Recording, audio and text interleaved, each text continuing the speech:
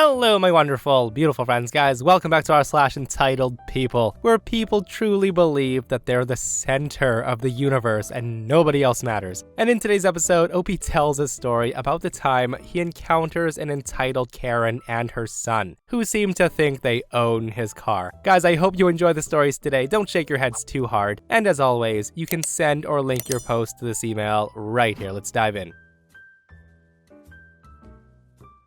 So this happened, and yes, it was as stupid as it sounds. So for some quick context, I'm a cleaner at a private school. It costs a lot of money to send your kids to private schools, so you can imagine the amount of rich, entitled BS that goes on. Anyways, on this day, it's 4 p.m. I've been at work for an hour, just getting on with what I'm doing, when this Karen comes storming into the classroom I'm cleaning. She then shouts at me, "Hey, you need to move your car." I say to her, "What? Why?" She then speaks very slowly and loudly for some reason, saying, "You need to move your car." At that, I just copy her tone and say, "No, I don't." She then does some confused blinking, and she says, "Why are you talking like that?" I say to her, "Because you were." She then says, "Whatever, just move your stupid car, it's blocking me and I have an appointment." To which I say, "Lady, my car is not blocking you. I'm parked along the back row by a hedge, blocking nobody."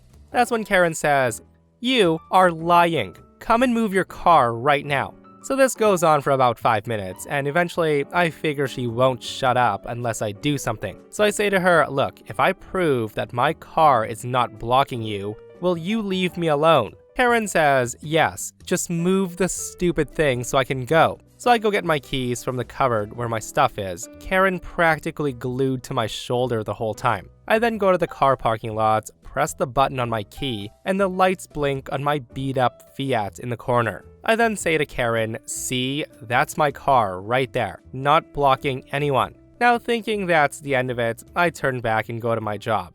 And that's when Karen starts screaming behind me. She says, "That's not your car. How do I know you didn't take some random person's keys? Your car is in front of mine. Now get your car keys and move it." And this is the point I ask her, "Okay, which car do you think is mine?" And I figured if it's a staff member's car, I could direct this crazy woman to them. So she marches over to a Range Rover, presumably hers, which was blocked in by a brand new Porsche. A brand new frickin' Porsche sports car. It was parked right in front of her, where it wasn't supposed to be parked. She then glares at me, and I must have stared at her for like 10 seconds before I start laughing my butt off. I say to her, "Lady, if you think that I can afford that car on a part-time cleaning job, you must be delusional."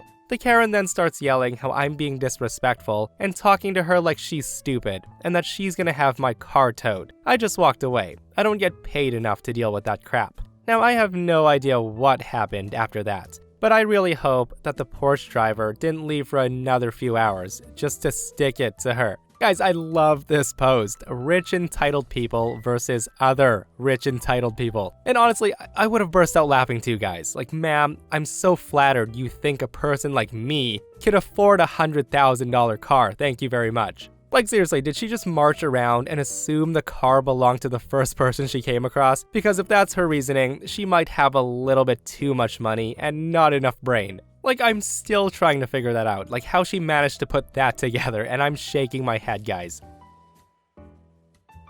So this happened while we were on a hiking trip in my country. Now usually, the moral of the story comes at the end, but this is genuinely important, so I'll say it in the beginning. Always, always, always follow instructions on a hike, especially when crossing difficult terrain. With that said, here's some background. Now, if you've never been on a hike, hikes are usually divided into tiers based on a person's endurance, speed, capabilities, etc. However, this hike had one level due to a shortage in people and guides. It was a small group. And being a small group, my best friend and I were asked to assist, given that we're regulars on this trail and we're advanced hikers. Now, we were walking quite a distance on a narrow path that forced everyone into a single line. The path is dirt and leaves, with rocks scattered, and it was generally downwards, with scattered streams of water, making certain sections of the trail muddy and slippery. It's not a big issue for most of us, but we had two unruly new people with us, Karen and her son. They complained about the mud, the plants, the insects, just about everything. We were tolerant, but that changed pretty quick when we reached a rather flimsy spot where the dirt is very slippery,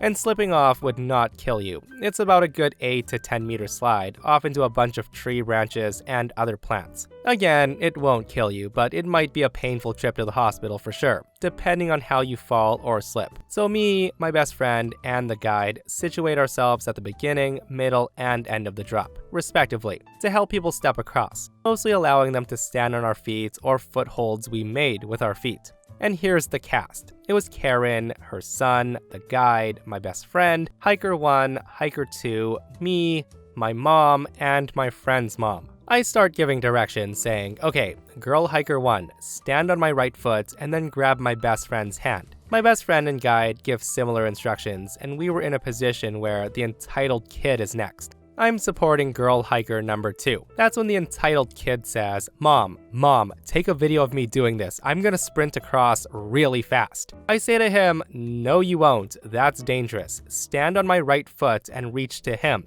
my friend, and take his hand. That's when the mom says, no, you can't tell my kid what to do. Just let him sprint across. Go on, go do what you want. That's when I say, no man, if you do this and you slip, we'll all be in danger. And I might not even be able to catch him, so get back. Of course, the kid doesn't listen. He runs a bit upwards and away from my reach, and within his third step, he loses his footing and slips. He's now between me and my best friend. While slipping, he grabs the girl hiker's leg, pulling her down with him. My best friend grabs her arm, and I grab her second one. I'm screaming, holy crap at this point. And that's when the entitled mom says, my son! Why would you idiots let him fall? You bastards better not let him get hurt. Pull him up. My best friend says, he caused this. Meanwhile, entitled mom keeps screaming, oh my goodness, you'd better not let him get hurt. I ask the hiker if she's okay, and she says I'm okay, but he's holding onto my leg and kicking, so I can't get a good foothold. By now, the entire group is looking in horror, and the mother is screaming like a banshee, while the guide grabs a rope and tossed it to the kid. The kid wouldn't let go of the girl's leg though, forcing me and my best friend to start losing our footholds. My best friend then screams at him saying, hey, let go of the girl and grab the rope, or we all go down. That's when entitled mom says, don't you dare scream at him.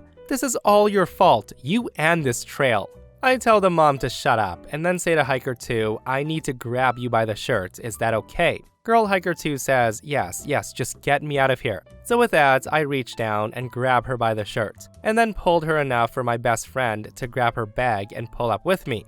We felt the dirt beneath us giving way. The dirt was slipping into the kid's eyes as it was tumbling down onto him. He began to flail and scream, causing the mother to start screaming as well. She screams, don't you worry, baby. Hold on. She then looks at us and says, you idiots are hurting him. We end up pulling the kid back up after a struggle. That's when Karen ran to the kid to check up on him while cursing at all of us, calling us idiots, irresponsible, and she kept threatening to sue. Now what she forgot and did not account for is that both mine and my best friend's mom are with us, and they all saw this go down. Best friend's mom even recorded everything. My mom says, our kids saved your idiot son, so one more word out of you and it'll be... My mom doesn't even get to finish her sentence when best friend's mom shoves the entitled mom into a tree trunk, screaming, how dare you call my son an idiot after he saved your son's life? I have half a mind to throw you off this ledge into that ditch. Say one more word about my son, I dare you. Hearing that, the entitled mom and the kid visibly shrank, as the entire group gathered around them, yelling and blaming her and her kid for what they did. We brushed it off and continued the trail. Karen and her son were noticeably silent the rest of the way, following our instructions all the way to the end. After that, the guide issued them a ban from our group and the other groups we usually collaborate with. And also, I didn't mention the son was 29 years old. I thought this would be a juicy last piece of information for y'all. Holy cow, guys. So reading this post, I totally thought the kid was like a teenager at most, but 29 years old. Like, at that age, they should have just left him in that little dirt ditch to fend for himself, right? And guys, reading stuff like this, where people's entitlement endangers others really makes me mad. Like, way to go, dude. Your stupidity could have seriously injured that hiker girl that you decided to pull down with you.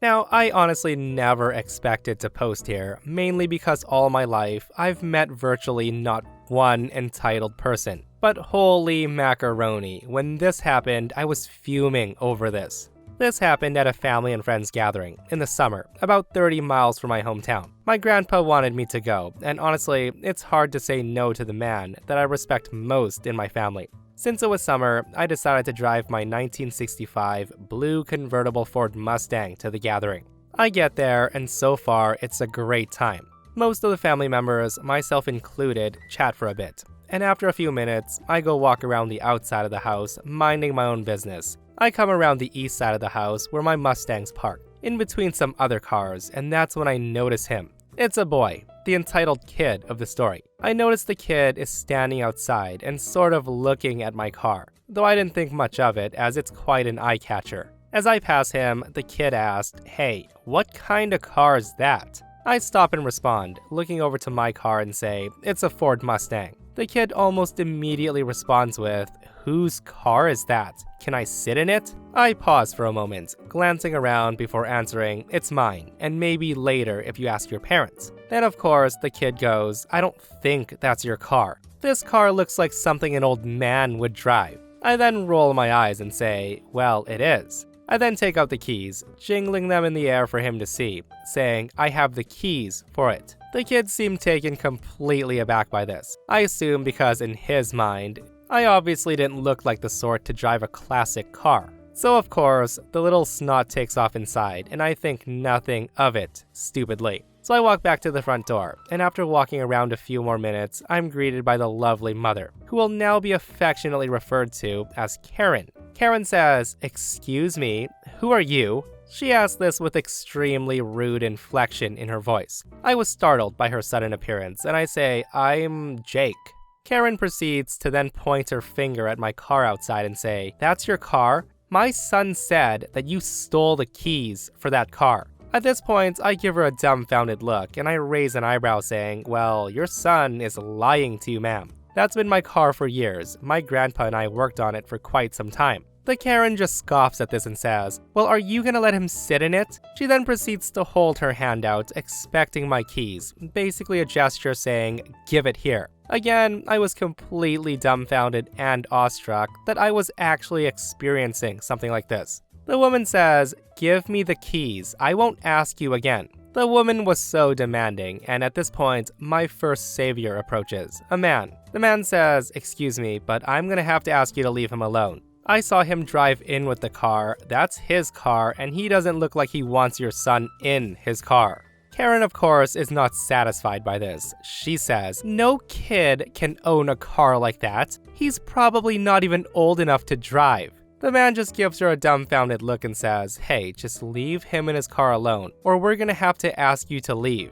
In my head, I'm already plotting out how to deal with her should she try and steal my keys, and I'm thanking this man profusely. So with a scoff, Karen storms off outside. I assume to mingle and complain about me. Almost an hour goes by, and I'm chatting with some people I met at the reunion. A really nice dude in a cowboy hat.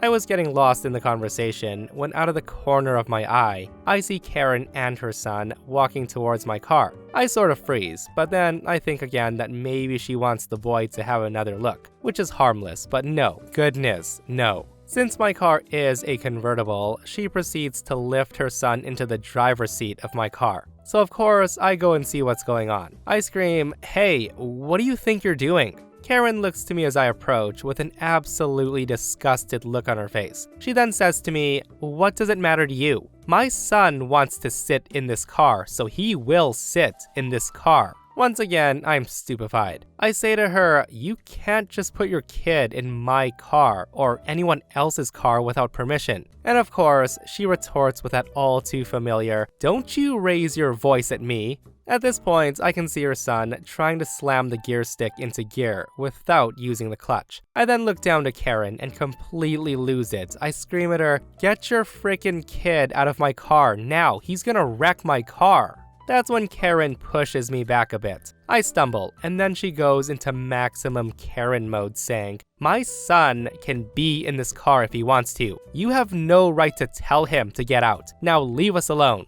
The woman is screeching this, and the kid looks at me and he gives me the biggest grin that I've ever seen, and then proceeds to try to undo the parking brake. Of course, he has no clue how to do this. Meanwhile, he's trying to shift the car even harder into gear. At this point, I lose it completely. I just grab Karen by the shoulders and move her aside. I then pull open my car door, grab the kid under his armpits, and drag him out of my car. Before getting in, starting the car, backing up, and moving it closer to the house. All the while, Karen's basically screaming, "How dare I touch her son?" I then park the car, get out, and a woman stops me. She asks me what happened, as she only saw the butt end of it all. She came out when the kid started crying and screaming. So I tell her what happened, and she's very understanding, explaining that Karen is her sister-in-law and she can be very abrasive and rude, and she has that general entitled mentality. That's when Karen and her son walk over and she's mad. Her son's holding his arm, crying, saying I broke it. Mind you, there wasn't anything aside from dirt on him that would hurt him. There was no scratches, bruising, or anything. The kid's arm was then inspected and was told it was perfectly fine and that they need to leave. That's when Karen shouts back, "We need to leave?" No, he needs to leave. She then points at me and says, "He told my son that he could play in his car. And when my son was in his car, this idiot just pulls him out and pushed him to the ground. You need to call the police." So yeah, at this point, most of the bystanders at the party just stare at her. And one person said, "We all saw what happened. You need to leave right now." So with that, Karen grabs her kid by his supposedly broken arm, hauling him out. I kept an eye on her just to make sure she didn't try to damage my car, which luckily she didn't. She then drove off. The woman, who I learned was actually the one running the reunion, apologized profusely for her sister-in-law's behavior. I told her it wasn't her fault. I left shortly after, as this had killed the mood for me. All in all, my car wasn't damaged, and luckily from what I know, Karen won't be invited to gatherings anymore. Guys, I have read so many stories where parents think it's okay to just pop their kids into convertibles to let them sit. And every single time, I'm baffled at that entitlement. Like, yeah, we get your kid's young, ma'am, and he wants to sit in a car like that. And some people do want the world for their kids, right? And to spoil their kids. But sometimes you just have to say no to teach them boundaries. But again, how can a parent who's that entitled teach anyone, right? My son wants to sit in your car, so he will sit in your car. That's absolutely ridiculous. Like, if that Karen mom doesn't nip it in the bud, one day her son's gonna be arrested, and he will learn the hard way. And we all know how much cops love entitled Karens and their excuses, right?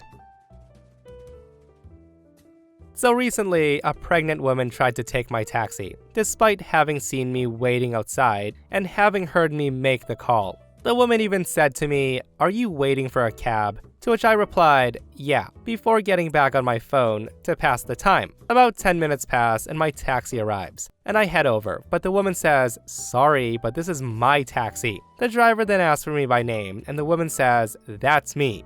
And I'm like, there is no way you have my name and called the same cab company. So I say, "But I called it." And she's opening the door already. The driver literally says, "Hey, so this is her taxi," pointing to me. The woman then looks upset and says, "But I'm pregnant. I really did call this taxi.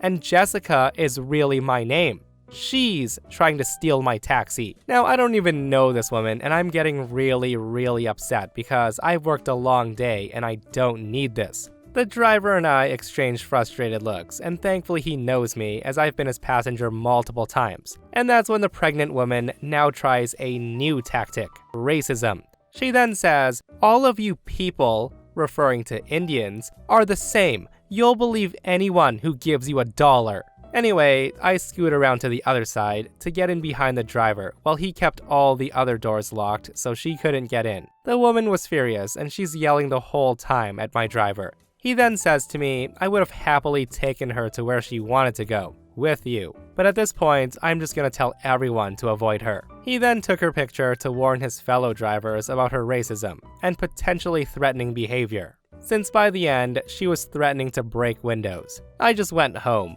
Wow guys, so entitlement, racism, and violence all in one story. Like, I don't understand though, like if she wanted a cab, why not call one herself? Why does she have to steal someone else's cab when theirs arrives? Again, I have such a hard time wrapping my head around some people's way of thinking, guys. And legend has it that Karen's still waiting for a cab to this day.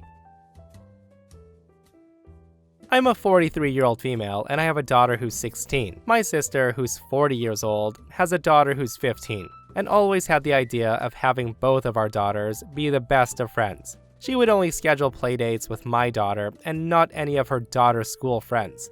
It kept going on, and her daughter began to resent mine. She would start off by stealing things here and there, and went on by lying about her. My sister's coddled her daughter her entire life, and has one of those weird relationships with her daughter, like the ones you see on TV. She has a real-life brat as a daughter, but everyone in our family just brushes it off saying that she just has a fiery personality. Now on to what happened yesterday. So my daughter won a school raffle and got the grand prize, which was a MacBook. My daughter got praise from nearly everyone. Everyone except my sister, who I didn't mind about. On my dad's 78th birthday, I sent out invitations to everyone, and said that gifts were optional as I'd already bought him quite a lot of gifts. My sister and her daughter show up with this juice maker and some fruits and rush to my kitchen. While everyone's getting settled, my daughter yells from her bedroom. I got scared and ran up to see what's going on, and that's when I saw my niece with her juice maker, and my daughter's laptop was covered in a smoothie-like mixture.